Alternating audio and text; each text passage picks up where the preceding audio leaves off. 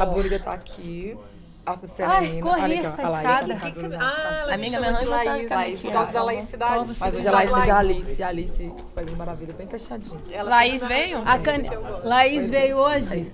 A caneta que a Duda me deu? A Nina tá de bicho hoje. Ela que é a bichosa. Bonde das oncinhas, bonde. Isso é onça ou é tigre? Que dia acha isso? É felina. Ah.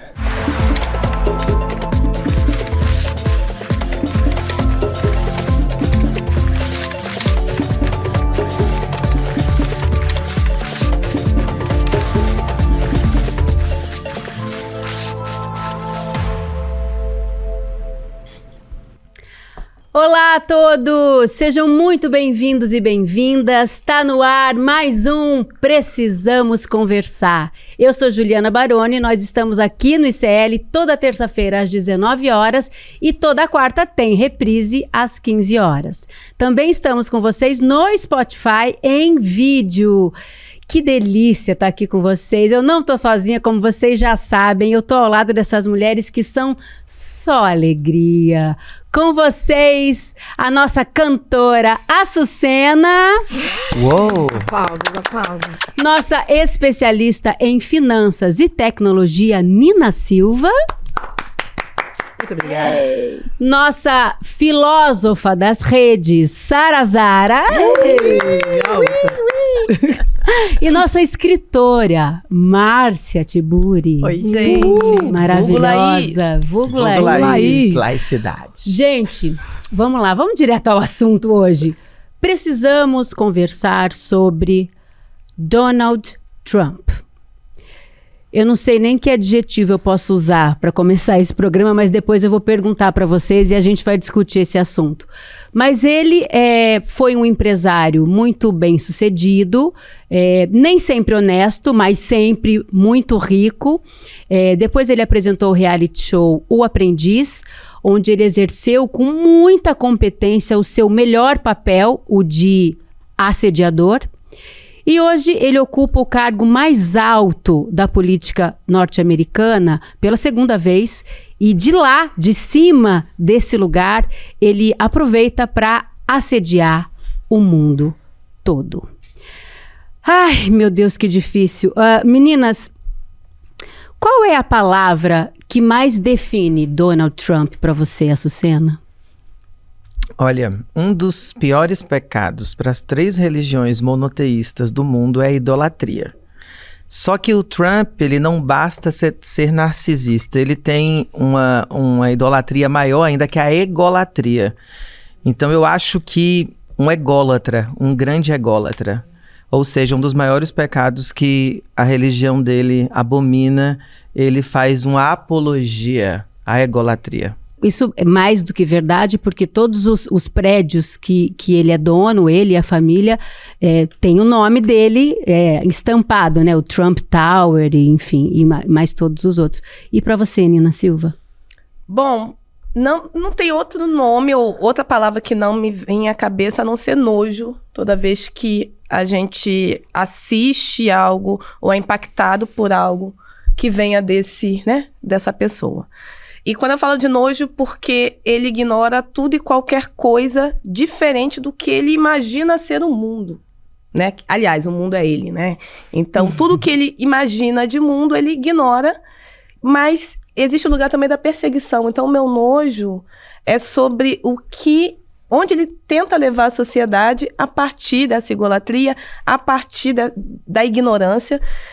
Acabou de sair o número, né? Ele acabou de vetar 2 bilhões de dólares da Universidade de Harvard. Congelou o dinheiro de subsídios à Universidade de Harvard porque ele quer que a governança de professores, estudantes de todas as instituições educacionais dos Estados Unidos estejam à mercê do governo dele. Para perseguição a pessoas estrangeiras, né, a imigrantes, para perseguição a pessoas pensantes. Mas é pleonasmo, né? É pleonasmo. E Harvard respondeu o quê? E Harvard falou, aqui não. E principalmente, por isso que está tendo essa retaliação, mas principalmente a questão de mostrar ilegalidade, né? Aqui não haverá perseguição, não haverá institucionalidade em relação a uma governança de governo que não é uma governança real, perante a regras e diretrizes que a universidade possui, né? De apoio e principalmente de manutenção dessas vidas plurais. Então ele está indo muito contra, são iniciativas contra a diversidade, são iniciativas contra o livre pensamento e o produzir, né, distintos pensamentos. E você, Sara, qual a palavra que define melhor esse demônio? Já deu a sua, né? Pra mim é fiura. Fiura, porque ele é feio e fiura é coisa que gente feia faz. Se ele fosse de Minas, ele tinha levado uma coça de cansanção. Se não fosse da mãe, ia ser do pai, ia ser do avô, do vizinho. O que é cansanção? É uma planta, menina. Ai, uma meu planta Deus. que você vai bater, ela vai coçando. Que faz vergão? Não, ela coça. Ah, tá. Entendeu? Aí dá um couro de cansanção, aí a pessoa para de aprontar e fica coçando. Ele não tomou esse couro? Não, agora sério mesmo. O pai Trump não deu esse couro nele. É um menino mimado, né? E aí, quando a pessoa é mimada e tem dinheiro, acaba que esse mimo vira poder demais. Então alguém tem que bater um tambor, fazer uma oração, né? Colocar uns espíritos no boneco. Mas acho que é fiura mesmo. Acho que ele é muito absoluto, entendeu? De si. Como ele tem muito dinheiro e as pessoas do mundo gostam de quem tem poder e dinheiro, então ele acaba ali fazendo o que ele quiser. E pra você, Márcia Tiburi? Olha só, a gente podia dizer que ele é um perverso narcísico, que ele é um fascista, que ele é diabólico, que ele é um assediador, como você disse, que ele é um gaslighter, né? Que ele é um operador do psicopoder, que ele é um paranoico, que ele é disruptivo, que ele é a própria destruição, que ele é a pulsão de morte.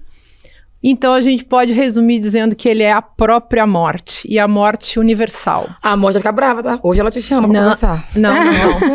Não vai me conversar, porque a gente é muito amiga. A gente é muito amiga. Eu e a morte, a gente convive há muito tempo. Agora eu estudo este ser, este acontecimento, e eu acho que dá pra dizer isso. Ele é a própria morte, ele é um nome da morte. E aí, eu acho que a gente tem alguma coisa para aprender com a morte, né? Com essa morte, com essa pulsão de morte. Porque ele é um representante disso, um representante desse patriarcado racista, capacitista, paranoico, que não tem a dimensão da alteridade. E talvez, assim como nós aprendemos na época em que nós tivemos um governo fascista no Brasil, a gente se colocou a questão, acho que os brasileiros se colocaram essa questão, o que eu posso aprender com isso? O que eu tenho que aprender com isso? O que é inevitável de eu aprender com isso se eu mantiver a minha alma viva e a minha inteligência? E eu acho que agora os estadunidenses podem se colocar a mesma pergunta, e essa pergunta tem que ser a pergunta planetária, porque além de tudo, é racista, é machista, é capacitista, é autoritário, é um assediador moral, um assediador econômico, um assediador psíquico, e é um sujeito antiecologista, né, gente? Olha o que estão fazendo com as políticas de proteção à natureza nos Estados Unidos. Então, assim, acho que é isso mesmo. E a morte é uma coisa dialética, né, gente? Então, não é uma coisa pra gente ter medo, é pra gente aprender com ela, porque ela faz parte do ciclo da vida. E da consciência de finitude, né? Exatamente, que ele falta. acha que ele não vai ter fim? É isso que eu também acho, Juliana, só pra finalizar, eu acho que essa é a questão.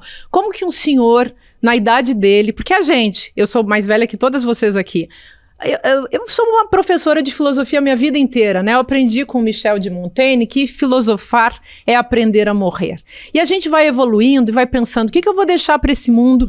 Qual vai ser o meu legado? O que eu vou deixar de bonito, de bom? O que eu vou fazer para que esse mundo continue existindo? Todas nós temos filhos, netos, bisnetos, todo mundo tem descendência e ascendência, né? A gente aprendeu com toda a africanidade no Brasil, a gente aprendeu a lidar com os ancestrais, com a noção de ancestralidade que o mundo branco não tem, né? A gente foi aprendendo isso com o mundo indígena também, e parece que um homem branco desses, idoso, não tem essa noção. A noção de que nós somos seres finitos, e que para a gente poder existir e viver feliz, a gente precisa do mundo e precisa dos outros. Por que será que essa gente não consegue pensar isso? Porque não sabe o que é felicidade, né? Não vivencia momentos felizes reais. Então fica na busca incessante dentro de si por algo inexistente, que não vai achar dentro de si, porque só acha no outro, só acha, né, nas relações. Mas para ele não existe o outro, ele quer eliminar o outro. A palavra que eu escolheria seria tirano.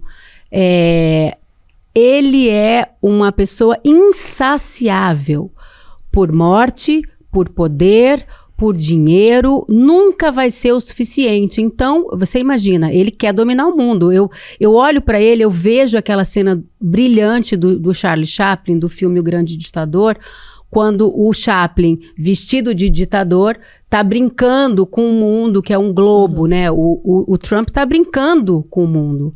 O que ele tá fazendo é muito sério. A gente não sabe ainda onde isso vai dar, mas coisa boa. Mas ele é um novo ser. Hitler, sim. Mais adequado ao tempo, depois, enfim, de 70, 80 anos de nazifascismo na Alemanha, do fascismo na Europa. Dizer que ele é um tirano, eu acho que também é correto, mas é uma combinação. Porque, afinal de contas, é como se o fascismo tivesse ficado naturalizado, né? Nesse momento atual. E ele é um líder autoritário que, obviamente, não é só político, é econômico também. Como a galera que ele escolheu para estar com ele, né? Aquela galera Elon Musk e tal. É gente que faz uma mistificação através do dinheiro também, né? Esse é um assunto. Por falar em dinheiro, eu quero trazer um assunto para vocês, principalmente para a nossa especialista maravilhosa em finanças e economia, Nina Silva. Vocês já ouviram falar em tarifas rosas? São aqueles produtos, né, de consumo, de beleza e tal, que o preço para os produtos que são destinados ao público feminino são maiores. Para dar um exemplo para você se situar aí em casa, se você vai para o supermercado e compra um negócio que eu não sei, Gillette, vai! Se você compra Gillette, lâmina de barbear. Lâmina de barbear. Se você compra Prestobada, lâmina de barbear. Bom, feminista não se depila para começar, né? Jamais!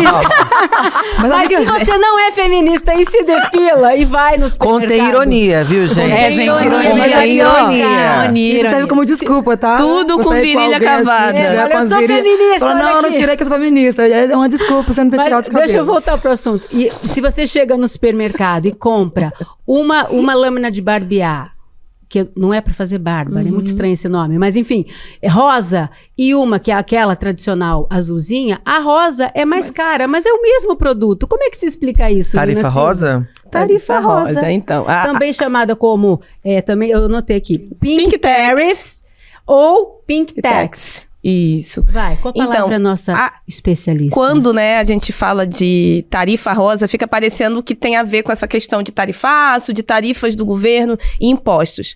Sobre os produtos, né, de incidência que a gente vê que chamam de consumo feminino, não é sobre imposto, não é porque aquele produto ele tá mais caro para o consumidor ou para a consumidora, especificamente porque tem mais tributo. Não. É simplesmente comportamento de mercado. É uma junção de história, onde falam que mulheres, elas têm um consumo supérfluo em relação a produtos. Então, se ela vê um negócio rosinha, ou com flu-flu, ou que aparenta ter sido feito para ela, aquilo vai ser consumido. E aí a gente tem uma outra coisa que é o comportamento de mercado e poder de consumo das mulheres. Nós ditamos mais de 80% do consumo das nossas casas. Ou seja, somos nós que vamos ao supermercado ou somos nós que fazemos a lista de compras. Então essa mulher é ela que vai estar ali no final do dia custeando, muitas das vezes, e principalmente determinando qual produto vai ser comprado. Então quando você fala dessa lâmina, essa lâmina ela custa, por ser rosa ou por aparentar ser para mulheres, 100% a mais do que um produto de lâmina de barbear, a giletona. Se a gente fala de produtos infantis, brinquedos, os brinquedos de meninas são 26%, meninas, tá, gente? 26% mais caros que os brinquedos ditos para meninos. Meu Deus do céu. Quando a gente fala em média... Deixa eu perguntar uma coisa. Onde foi inventado isso? De onde surgiu essa ideia? Não se é uma fala... ideia americana? Então, é algo global, é um comportamento de mercado global que, além de ter essa história de mulheres supérfluas, a gente ainda tem uma questão histórica na Europa, entre guerras, onde foi incentivado os homens a voltarem a consumir. Então, por isso, o custo de produtos masculinos eram mais baixos do que produtos femininos. A gente ainda tem um agravante, publicidade. A publicidade, ela diz lá, gente, ibuprofeno. né? Ibuprofeno para você, paracetamol para sua cólica, é o mesmo que aquele ibuprofeno genérico. E só porque é para a cólica é muito mais caro. Então, e não tem querem que a gente pague a conta, que malandragem. Querem que a gente pague a conta, e a gente ainda tem um lugar que não é regulado especificamente. É lógico que tem a possibilidade de ouvidorias, então você pode denunciar em PROCON, pode ser também denunciado com a Secretaria Nacional do Consumidor, no caso da consumidora, mas a gente ainda não tem uma regulação que aplique determinada diretriz em empresas que você aponte, aqui está tendo, né, uma tarifação de gênero que não existe. Esse assunto economia é uma coisa que me fascina muito, sou casada, né, com um economista, porque, na verdade, eu entendo pouco, né, agora entendo um pouco mais que sou casada com o Eduardo Moreira, então eu quero dar uma dica para você que está nos assistindo. Hoje tem uma aula maravilhosa, ao vivo, gratuita, que chama Investidor Mestre com o Eduardo Moreira, para você aprender um pouco mais como você pode gerir o seu dinheiro, como você faz para investir bem, para não ser passada para trás por nenhuma oferta fabulosa de enriquecimento muito fácil.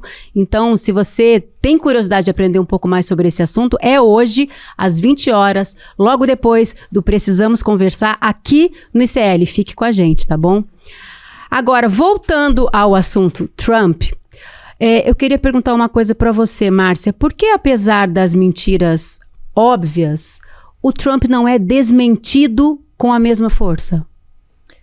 Primeiro que ele é um negacionista, então ele já coloca tudo que a gente diz, tudo que os outros dizem, tudo que os democratas, que os teóricos, que os pensadores, que os economistas dizem, ele coloca numa posição de desmentido. É ele que desmente todo mundo. Então ele já se instaura, a jogada é complicada, porque ele já se instaura num lugar de verdade. No caso, eu acho que de uma pós-verdade, né? A gente pode dizer assim.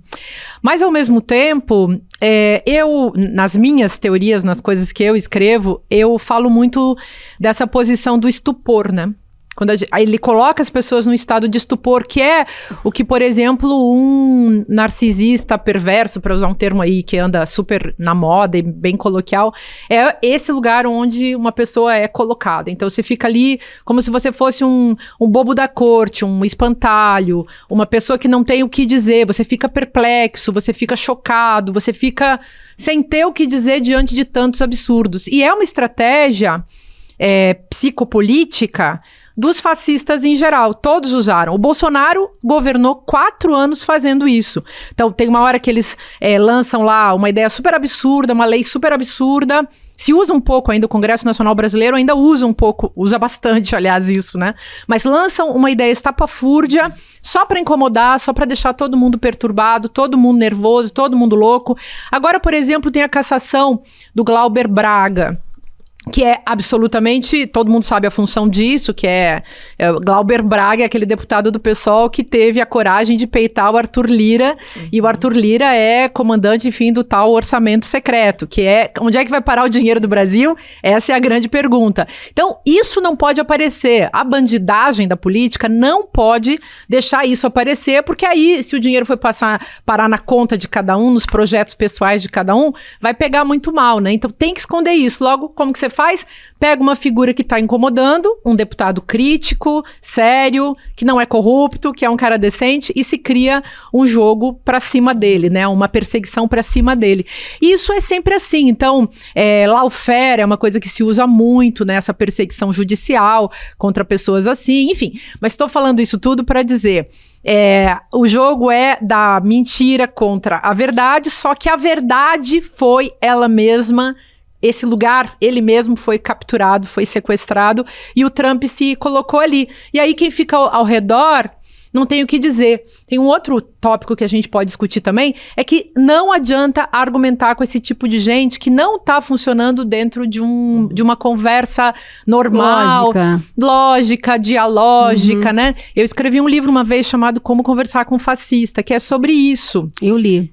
Pois é, obrigada, querida. E aí, foi isso, era sobre isso. Era sobre como é impossível você sentar numa mesa com os fascistas. E eu mesma paguei preços muito altos por ter escrito escrito esse livro, porque, afinal de contas, isso não podia ser revelado. Tinha que... As pessoas tinham que continuar acreditando que era normal viver nesse tipo de jogo. E esse povo não argumenta, né? Essa gente fascistizada não argumenta e não tem nem condições de entender o que está sendo falado. Eu queria perguntar uma coisa para você. Adotar um mito é mais fácil do que pensar em soluções para a própria vida? Ah, com certeza. E eu acho que o Trump... olhando para a figura, né, dele, analisando a figura dele, ele tem uma coisa que ele se encaixa muito bem, além dele se autodenominar esse mito do sonho americano, de quem venceu e se tornou um bilionário, ele se encaixa muito bem com o espírito predatório do capitalismo, no centro do capitalismo, além de tudo, por ser um grande publicitário. Ele é um excelente vendedor, né? Ele vende muito bem, a partir de todas essas ideias, a começar pelo negacionismo, porque se ele nega, ele autoafirma.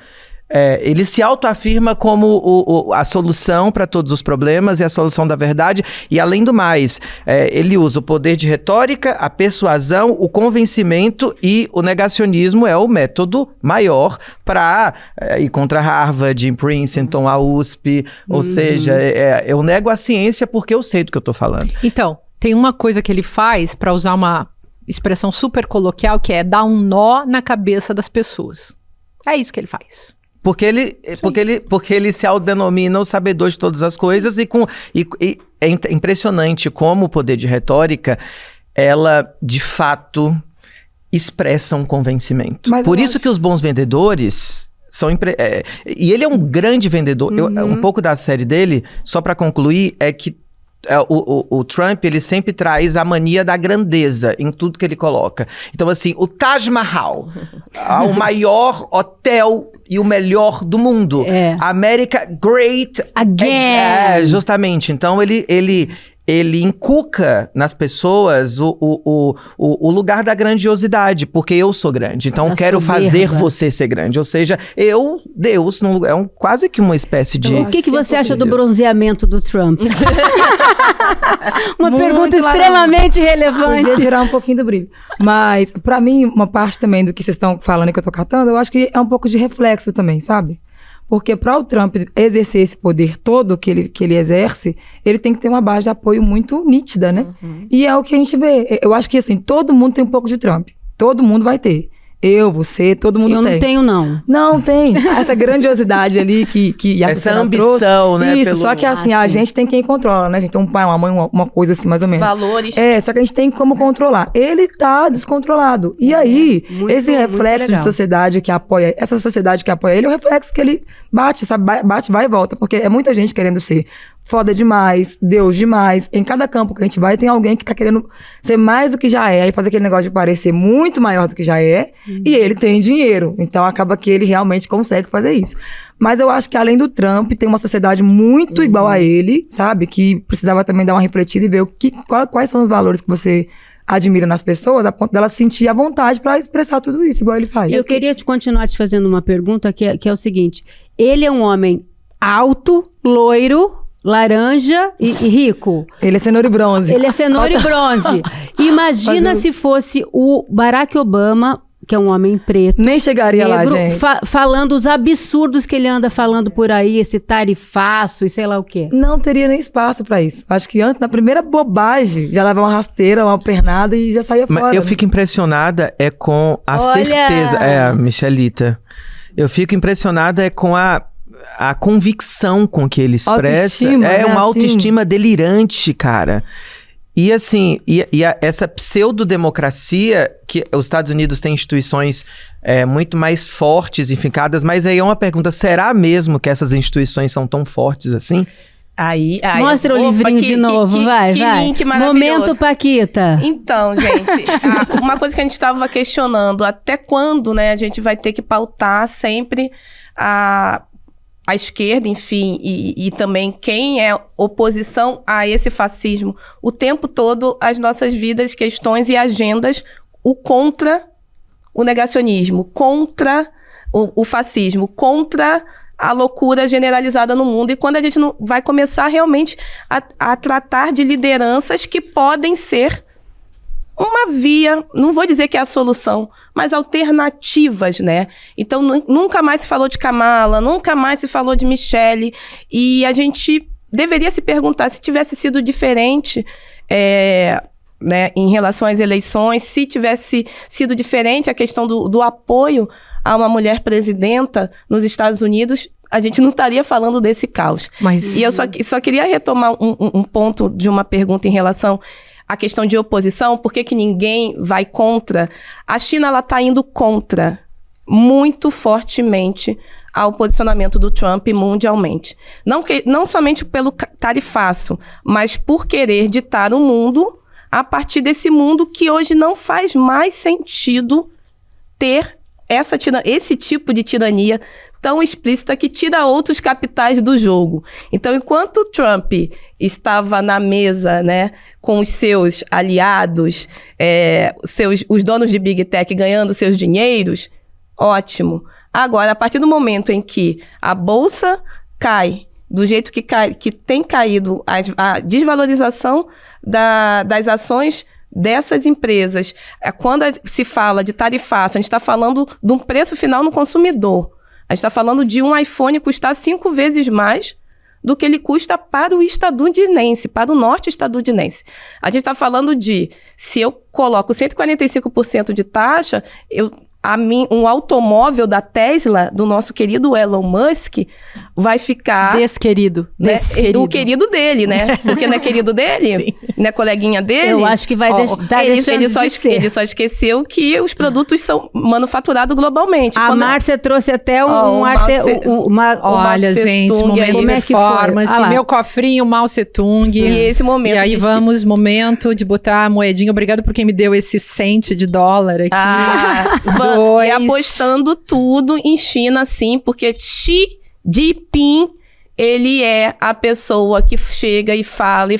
E não é somente sobre a tarifa, ele fala, a gente não vai se render dos Estados Unidos ou do Trump e achar que ele vai ditar as nossas vidas, vai ditar a maneira com que a China ela vai continuar comercializando com o mundo. Na semana passada, o nome de Ana Cristina de Borba, esposa do desembargador Jorge Luiz Borba, foi incluído na lista suja do trabalho escravo do Ministério do Trabalho por manter uma mulher negra, a Soninha, vocês já devem ter ouvido falar, que é uma mulher negra com deficiência auditiva, ainda por cima, em regime de escravidão contemporânea por quase 40 anos.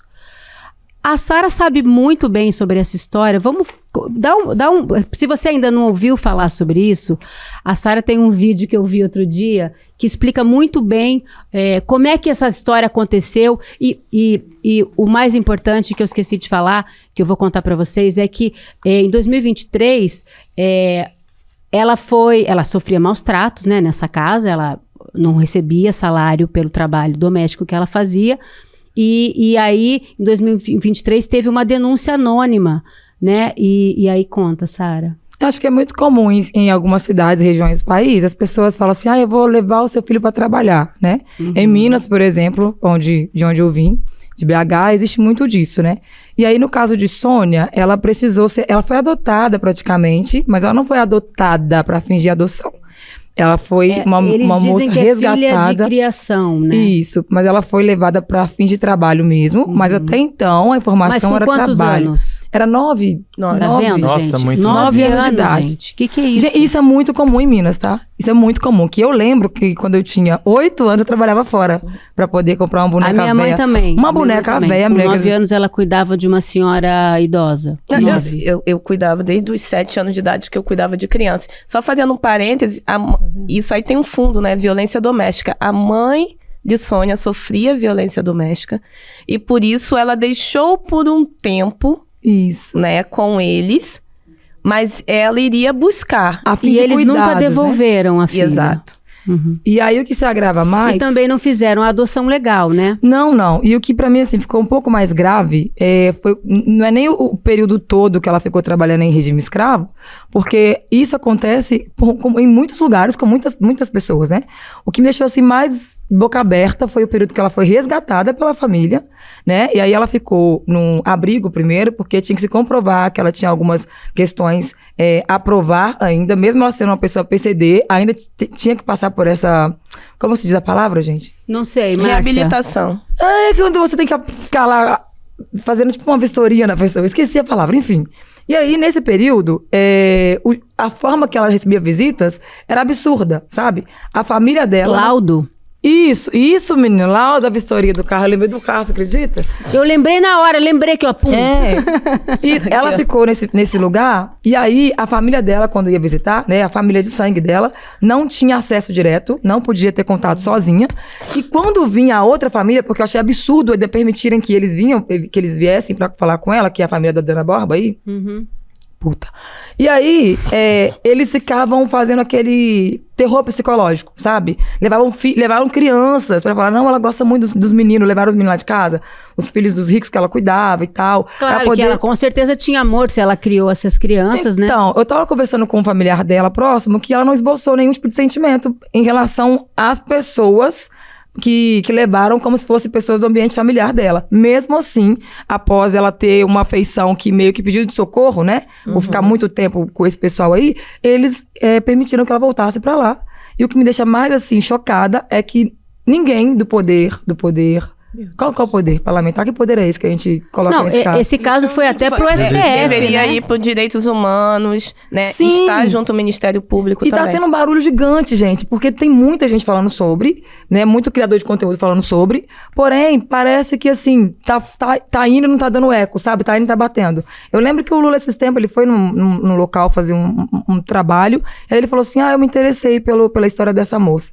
Mas não passou disso, sabe? E eu pensei, gente, é só ir lá e buscar. É uma senhora mais velha, né? Que já trabalha há muito tempo numa condição que ela não aguenta mais.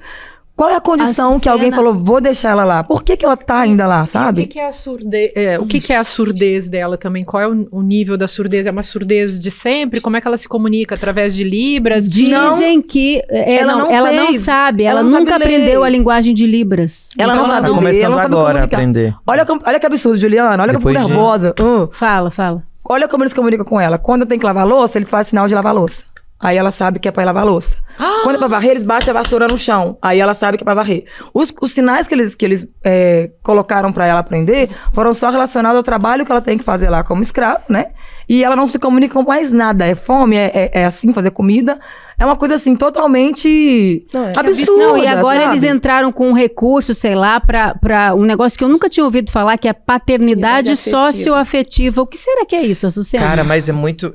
Só trazendo o que vocês comentaram sobre a linguagem, né? Porque se você tira o direito de alguém de se munir de palavras, né? Justamente de repertório, você tá tirando a humanidade dessa pessoa em seu sentido mais intrínseco, porque o ser humano é um ser palavroide.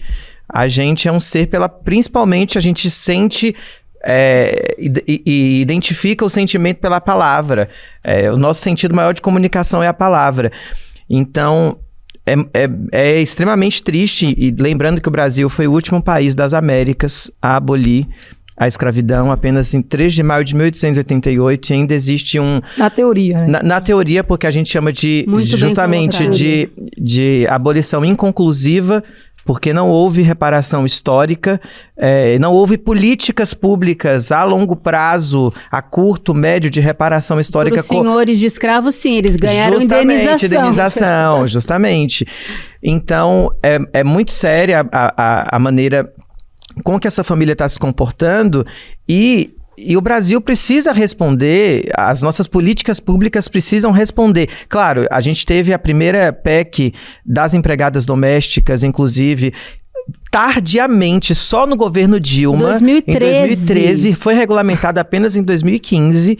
Então, a gente está falando de um país quase que que traz consigo uma herança de amnésia com o seu passado. E a relatora foi a Benedita da Silva, ela já disse em entrevista que ela foi empregada doméstica, né? Então é uma pessoa que pegou essa luta, essa causa, porque sentiu na pele, sabe o que é a falta de regulamentação do trabalho. De um dos trabalhos mais antigos do mundo. Exato. E de um dos trabalhos mais importantes do país. E sabe o que é o pior? Porque é o seguinte, quando você vai ser, vamos supor, se você é formado em economia, você vai para a faculdade, a pessoa que trabalha dentro de uma casa, ela não tem formação. Ela nasce, ela é ensinada a fazer aquele serviço doméstico e ela segue. Então, assim, ela já nasce empregada doméstica. Como é que é isso? A gente ainda vive Casa Grande Senzala? A gente vive Casa Grande Senzala não somente dentro desses lares de Sinhás. A gente não pode esquecer, durante a pandemia, o menino Miguel, que foi morto por conta de uma Sinhá, que manteve a sua colaboradora, né, a sua mensalista em casa durante um período mais péssimo, assim, o início da pandemia. A Mirtes, isso, a mãe Mirtes, ela foi colocada, ela não poderia fazer isolamento, que ela tinha que continuar os seus serviços domésticos. E essa mulher é o quê? Ela é esposa de um político da região. E a escravocrata aí, escravista aí também é o quê? Da dona Bárbara. Esposa do desembargador. Mas eu queria saber com quem a costa desse homem é pra ninguém comprar essa briga com ele. Desembargador. Todos os amigos dele são do judiciário. Gente, mas tá tão público, chega uma hora que a opinião pública tem que fazer pressão, né? Como é que a gente pode fazer pressão, Márcia? Então, é interessante porque a indenização que ela vai receber, primeiro, claro, temos que ir para as redes. Eu mesma não acompanhei essa história, tô sabendo muito pouco e escutando vocês, e acho que todos esses elementos, né, que fazem pensar em maus tratos, uma pessoa que não teve direito de acessar a linguagem, um mínimo de educação, que sendo uma pessoa surda não pode falar libras, enfim, é tudo muito complicado. Mas ela vai receber provavelmente uma tremenda indenização. Mas vai receber, vai cair na conta? Negócio que não, acho que tem que receber mesmo. Ou então, se eles alegam paternidade socioafetiva, ela vai herdar todo o dinheiro dessa gente, o apartamentão que eles moram, a casa. É claro que não, eles vão fazer uma manobra pra botar tudo no nome de outras pessoas pra não sobrar nada pra ela. Né? Que essa gente tem que ser escrutinada, essa família tem que ser escrutinada, porque além de serem escravocratas, essa gente é perversa. Imagina uma pessoa que mantém dentro de casa uma pessoa surda fazendo serviço dentro da cozinha por 40 anos. Gente, essa pessoa deve ser imagina o risco sem poder ver a família. É importante falar que a lista suja, o nome da esposa do desembargador foi para a lista suja. Mas o nome dele não foi. Deveria a família inteira. Deveria. Todo mundo que compactuou, mas sobrinho, neto. Aliás, quem são as testemunhas, gente? Cadê as outras pessoas da família? Nunca veio uma outra faxineira? O mais importante hoje é que veio e elas são testemunhas. Elas são testemunhas no caso. Então, mas é que na visão deles, isso não é um trabalho escravo. É uma pessoa da família servindo de outra forma, entendeu? E a grande questão é que ela continua na casa. Ela foi desresgatada. Ela foi desresgatada. Eu nunca ouvi dizer um negócio desse na minha vida. E tá normal, porque faz tempo que isso acontece. Olha, parece que tomou um negócio assim. Isso é tão comum na nossa sociedade brasileira, escravocrata ainda, que a gente tem na ficção milhões e milhões de livros sobre esse assunto. Tem aquele filme brilhante da Ana Mulaert, Que Horas Ela Volta, protagonizado pela Regina Casé, que conta a história dessa mulher nordestina que vem para São Paulo tentar a vida e trabalha numa casa de classe média alta. E aí a gente vê ali, do ponto de vista bem afetivo naquele filme, né, a vida dessa empregada doméstica. Aliás, esse termo, empregada doméstica, a gente pode usar esse termo? Vocês sabem me dizer? É um termo aceito? Qual é o melhor termo para se referir a uma pessoa que trabalha dentro da tua casa? Eu, como trabalhadora desse serviço, eu acho que a palavra empregada doméstica é que mais se adequa, porque falaram que tinha que fazer agora secretária do lar, mas dentro do que é. Quando você domestica alguém, né, Eu, por exemplo, a gente não tem liberdade de fazer nada na casa da pessoa a não ser limpar. E você limpa de acordo com a regra que é o dono da casa, que não é você. Então você é um empregado e você é domesticado. Porque se você agir fora desse conceito que a patroa te dá, você tá fora, você sofre represália. Não, tem uma cena nesse filme que eu citei que é a coisa mais linda, e a Regina Casé disse que foi improviso. Que tem uma piscina enorme nessa casa e ela nunca pode usar a piscina, só os patrões, né? Aí um dia ela faz a maior transgressão, ela tá no telefone com a filha e ela entra na piscina e começa a brincar na água, coisa que ela nunca fez em, sei lá, 30 anos de serviços prestados. É uma cena muito comovente, mas é triste. E além desse filme, a gente tem aqui vários livros. Tem esse Casa de Família, da Paula Fábio, que é um livro atual, que conta a história dessa mulher que trabalha nessa família nos anos 80. Tem o clássico Quarto de Despejo, da Carolina Maria de Jesus, que esse é um clássico da literatura brasileira, né? E tem esse também, que a nossa diretora Paty Rubano me indicou para ler, que eu ainda não li, que chama Cartas a uma Negra. Essa autora, Françoise Ega, ela é das Antilhas e trabalhava como empregada doméstica na França, e ela um dia pegou uma revista francesa e leu um artigo falando sobre Carolina Maria de Jesus, e começou a escrever cartas que ela nunca mandou, mas esse livro é sobre isso, sobre essas cartas que ela escreveu para Carolina Maria de Jesus. É a coisa mais linda. Então, assim, se você quiser essas dicas, a gente manda no link do WhatsApp. Tá, a Sucina fala.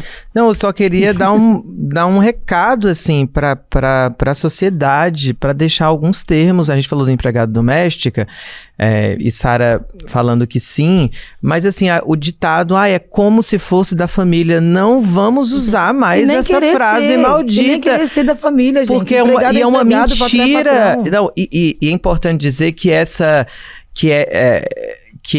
questão é tão real que a arquitetura brasileira tá lá a edícula ou o quartinho da empregada, que é uma coisa assim minúscula, quase sem janela, quase cheio que uma de tranqueira aqui, ó, vocês que tem justamente, quase que uma jaula. Tem escada nas quartas da gente, tá? Que é um tal de botar escada, boca da tranqueira, botar bolsa de viajar, aí bota uma cama pra gente e fala, dorme aí, cachorro. A mala de viagem é tudo por ali. Então, arquitetonicamente, tá ali uma fotografia cruel das empregadas domésticas brasileiras, e a gente precisa rever urgentemente. E assim, parem de usar como se fosse da família. Sabe que na minha casa, no meu apartamento, não tem. E eu moro num apartamento até grande, assim, ele não tem esse negócio. E eu também, como eu moro sozinha e como eu morei muito tempo na França, porque quando a gente tem filho pequeno e casa grande, marido e tal, eu até acho que as empregadas domésticas no Brasil, elas garantem os casamentos, sabe? Elas sustentam esse casamento burguês, porque imagina você ser casada com um sujeito, eu já tive, né? Empregadas domésticas, trabalhadoras, né? Maridas, né? A gente era casada, né? Mas eu não tenho mais. E hoje mesmo, antes de vir pra cá, eu tô até com cheiro de Cândida. Ela sentiu.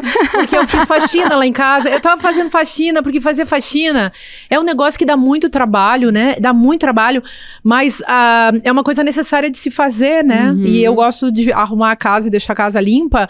E aí você vai lá e bota a mão naquilo e gasta seu tempo. Se a gente trabalhão, não sabe limpar gente. A nossa própria sujeira, que tipo de ser humano a gente é? Não, você pode até pagar alguém, não faz mal, não. Você paga. Mas desde que você trate com decência, não como a sujeira que você faz, sabe? Tinha um... Desculpa, isso. Não, é que eu trabalhava na casa Vila Mariana. Ih, virou bagunça. O que é? Fala, eu trabalhava na casa Vila Mariana e tinha um quarto de empregada, né? E eu morava com a Ana Brisa lá porque era o que deu. Então, era um trabalho que eu morava com a Brisa, então eles percebiam que eu precisava mais dele do que eles de mim. Aí um dia eu fui comer um biscoito, a babá do filho falou assim, não come esse biscoito não, que eu sou demônio. Sabe o que ele fez? Ele virou o biscoito do pote na mesa e contou quanto biscoito tinha. Quem era esse? O seu marido da vagabunda, o patrão. O seu feudal. Ele virou o pote de biscoito na mesa pra contar quanto biscoito tinha pra gente não comer. Pois eu fui na rua, eu peguei uma mão, porque eu era pirracenta. Peguei uma mão, comi.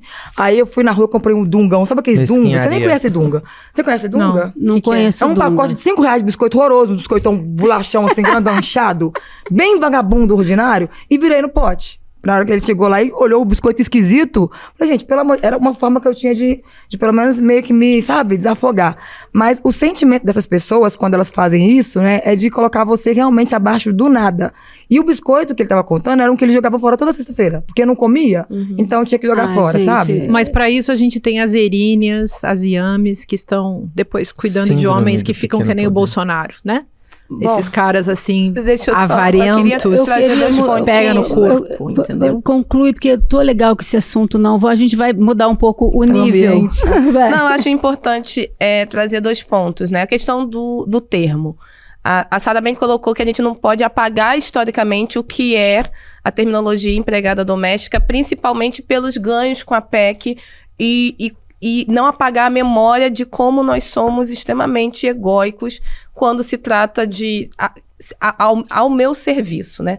Quando a pessoa vai me servir, então é a minha empregada. Esse termo era muito utilizado. Ao mesmo tempo, tem pensadores, pessoas que dizem que é um termo extremamente racista porque o domesticar, né? O sentido do doméstica versus domesticar, que a gente não deveria trazer isso para o futuro. Então, como funcionárias, trabalhadoras do lar, enfim, mensalista, diarista, eu costumo dizer diarista, né? Porque às vezes eu tenho uma pessoa que me auxilia um dia no mês na minha casa, mas pode ser diarista, quinzenalista ou mensalista.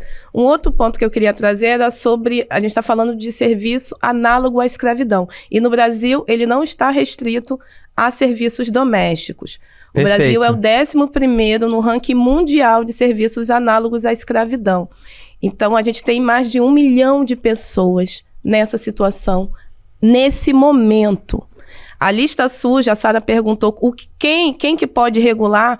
Existe o Ministério do Trabalho e Emprego, que é quem, de 6 em 6 meses, lança essa lista. Então, para vocês não comprarem de empresas que têm pessoas escravizadas, olhem sempre a lista suja do Ministério do Trabalho e Emprego, tanto que essa SINHA, ela foi colocada agora, por isso que o tema veio à tona. E, principalmente, ligue para número 100, que é a de denúncia de trabalhos análogos à escravidão, porque pode ter no apartamento ao lado alguém sendo encarcerado, em cárcere privado, e também tendo esse tipo de não tratamento. A Páscoa está se aproximando, né, para quem é da religião católica, e a Açucena, que é de origem judaica, passou agora, no último final de semana, pela... Como é que fala? Pelo Pessar. Pessar. Então eu queria que ela desse o testemunho dela pra gente, como é que foi o final de semana dela, e depois eu queria que todo mundo falasse como é que comemora essa data, que é uma data cristã, mas também uma data cultural, né, pro brasileiro. Pessar é, sobretudo, uma festa que significa passagem, mas não qualquer passagem. Passagem do anjo da morte sobre as casas dos filhos de Israel para a libertação do povo hebreu da escravidão no Egito. E tem uma cena muito linda do Pessah, que eu acho que é bem simbólica, e trazendo atenção, inclusive, para a questão palestina, né? De que quando a gente foi escravizado, a gente tem que lembrar de onde a gente veio. E tem uma cena que você vai tirando o vinho do copo, o vinho tinto, e vai colocando no guardanapo para lembrar do sangue dos mortos que não foram os hebreus, que são os outros de mim. E essa lembrança tem que ser para entender a humanidade, a nossa humanidade, independente de se você está desse lado ou do outro, ela tem que ser rememorada. Então, eu acho que é uma Páscoa que tem que trazer essa rememoração tanto dos nossos sequestrados quanto do absurdo que está acontecendo na Palestina há 75 anos e dizer que é uma questão muito complexa para nós judeus E nós somos diferentes, nós pensamos diferentes, os israelenses são diferentes entre si, os judeus são diferentes entre si, tem de direita, tem de esquerda, tem comunista, tem direitista. E eu acho que Páscoa, acima de tudo, é uma festa sobre a liberdade. E quando Jesus estava lá com seus discípulos, eles estavam comemorando essa Páscoa judaica, essa ode à libertação da escravidão, que é um tema que a gente trouxe agora e está presente na Páscoa judaica. Tanto que o pão é um pão fininho, porque não deu tempo de inchar. Então você leva o pão que deu tempo para você fugir logo desse passado terrível. Então a gente come um pão ázimo, que é aquele pãozinho de hóstia também, né? Que os cristãos Olha, muito comem. obrigada pela partilha do seu conhecimento. Tem hora que eu olho para você e eu vejo uma coisa que é muito maior do que a idade biológica que você tem. Você parece uma entidade. Muito bonito te ouvir. Por falar em entidade, temos outra entidade aqui. Qual é a sua religião? Queria que você falasse. E como que na sua religião, você comemora a Páscoa? Sim, eu sou candomblessista, mas não vou dar consulta aqui, tá? Ah, que pena! Quando a gente fala de religiões de matriz africana, a gente não tem a figura de Cristo, né? A gente sabe que é Umbanda, mas eu não sou umbandista. A Umbanda, ela tem um sincretismo religioso que traz também algumas questões do cristianismo para poder manter vivo determinadas culturas e tradições africanas. Então, utilizar de determinada imagem para celebrar um orixá, por exemplo, é sincretismo, e o sincretismo, ele está arraigado na resistência às suas tradições. Então, era só a única forma de manter aquela lembrança da minha tradição é através da simbologia do outro. Isso a gente não tem no candomblé, então, durante o tempo de quaresma, a gente não tem rito específico, mas a gente costuma respeitar, porque também estamos em cultura, né, na sociedade brasileira. Então, durante esse período, determinados ritos não são feitos, ou só em urgência são feitos durante a quaresma. Mas a minha lembrança, né, de um lar de diferentes religiões, o meu lar, a minha família é extremamente plural nesse quesito, é a canjica branca da minha mãe, o peixe na sexta-feira, que eu morando em São Paulo, eu digo que é um dos períodos mais difíceis para mim, de ficar longe. De ficar longe, né? Sim. Porque é um momento, eu vou falar o meu, já vou passar para vocês, porque a Páscoa é um momento de encontro, né? Eu tenho saudade, meu pai fazia uma bacalhoada toda sexta-feira santa e meu pai se foi em 2020. Então ele fazia, então assim, eu nunca mais comi bacalhau com o mesmo sabor que eu comia do meu pai. Se era tão especial assim, não sei, mas o afeto, a preparação daquilo, a reunião à mesa, isso eu sinto muita falta. E você, Sara? Então, como a gente era cristão de igreja evangélica pentecostal, esses negócios assim era tudo hereges, tudo heresia. Igual o coelho da Páscoa lá em casa, vai, pai, vai ter, vai, coelho da Páscoa sou eu, trabalho igual um burro. Aí imagina aquele coelhão pretão de 2 metros. Mas acabou que a gente não teve muita referência, assim, a não ser o terror do filme da Paixão de Cristo. Que aí eles colocavam aquele trem todo ano pra passar. Aí no final falavam, vendo isso aqui, quando você pega, você tá batendo em Jesus de volta. Quando você responde sua mãe, você tá batendo em Jesus. Colocando... Então, a minha referência de Páscoa, desse sentido aí, é a pior possível. Nossa, então eu tô tranquila. Muito. Hoje eu sou saciânica, né? Eu tenho a minha religião de Saci. Saciânica, eu amo. Vamos fazer um bonequinho do Saci pra trazer pra cá? E você, Márcia? Eu sou cristã, católica, batizada, fiz primeira comunhão, fiz crisma, aí eu curto candomblé pra caramba, me apoia pra caramba, adoro, tenho pai de santo e tudo. Sou espírita, como é inevitável, né, gente? Sim. Porque vocês sabem o que se passa comigo na intimidade. E, como eu sou filósofa, eu sou também bruxa. Então, é uma mistura, assim, que é muito divertida. E eu sou cozinheira, então no dia da Sexta-feira Santa eu vou fazer... Minha peixaria lá. Agora, eu curto a imagem, a figura de Jesus. Também. E eu fico muito indignada com essa coisa da venda de Jesus, da venda de Deus, né? Transformar Deus em mercadoria. e transformar Jesus em mercadoria e fazer esse rebaixamento dessas figuras como a gente vê nessas igrejas. E aí, eu gosto muito de uma frase de Jesus quando ele tá lá ferrado. Eu também tinha pavor desses filmes, mas eu ficava assim num nível de compaixão, de tristeza quando a gente era criança. E a Sexta-feira Santa tinha um clima, e vinha um vento, né? E era um negócio assim. E aí, ele disse assim, ele pede pra Deus perdoar. Aquele Deus também, que pelo amor de Deus, que pai, né? Enfim, e aí ele pede pra galera, ele pede, Deus, papai, perdoa essa gentalha aí, porque eles não sabem o que fazem. E eles não sabem o que fazem é uma explicação do que significa ideologia.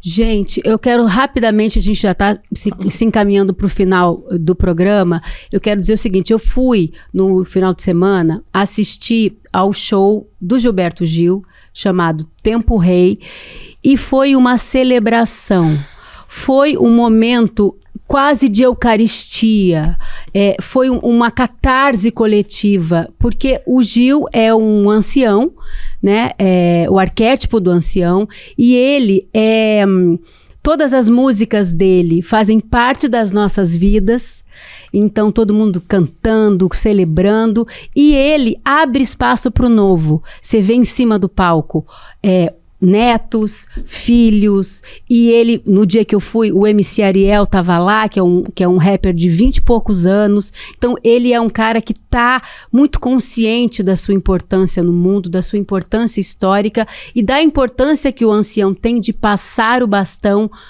pro futuro, né? A gente estava ali celebrando o passado, o presente naquele momento e o futuro do Brasil, da música brasileira e tudo isso.